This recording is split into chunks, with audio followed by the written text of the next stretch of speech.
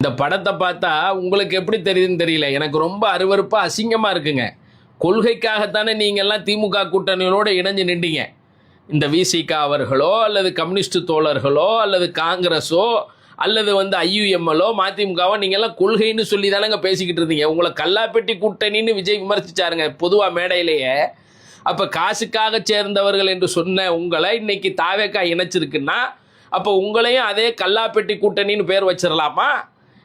இன்றைக்கு விசிகாவுக்கோ ஐயுஎம்எல்லுக்கோ அல்லது மதிமுகவுக்கோ அல்லது கம்யூனிஸ்டுகளுக்கோ காங்கிரஸுக்கோ வாக்களித்த மக்கள் யாருமே முதல்வராக விஜய் வரணும்னு வாக்களிக்கலை. முத்துவேல் கருணாநிதி ஸ்டாலின் மீண்டும் முதல்வராகணுங்கிறதுக்கு தான் உங்களுக்கு வாக்களித்தாங்க. நீங்கள் தாவேக்காவை எதிர்த்து திமுக கூட்டணியில் நின்று தான் ஜெயிச்சிருக்கிறீங்க. அதை மறந்துடாதீங்க.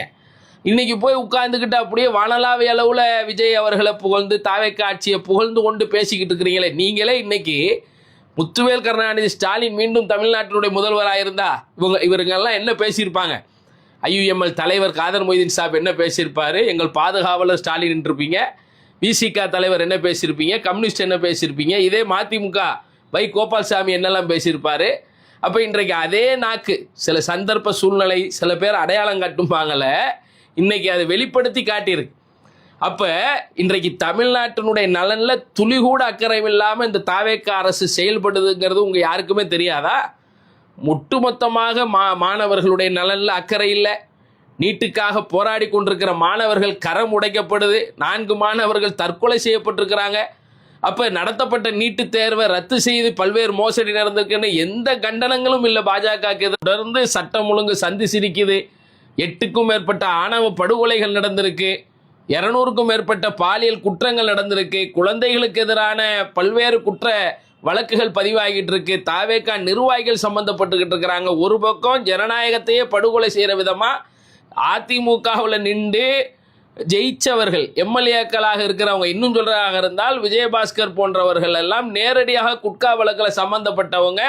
இவர்கள் எல்லாம் ஊழல்வாதிகள் என்று வெளிப்படையாக தெரிஞ்சிச்சு. இவர் தூய சக்தின்னு பேசிக்கிட்டு இருந்தார். ஆனால் நேற்றைக்கு வரைக்கும் தீய சக்திகளாக கோர சக்திகளாக இருந்தவங்க இன்னைக்கு இவருடைய வாஷிங் மிஷினில் போட்டு அவர்களை சுத்தப்படுத்தி அவர்களை தூய சக்தி அடையாளம் விடுறாரா?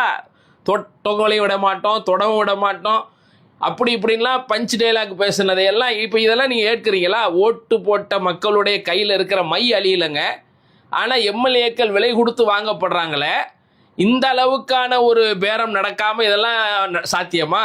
அப்போ எதுக்காக வேலுமணியை போய் சந்திச்சாரு? அதிமுகவில் இருக்கிற கட்சியை கம்யூனிஸ்டுகளோ இடதுசாரி தோழர்களோ அதையெல்லாம்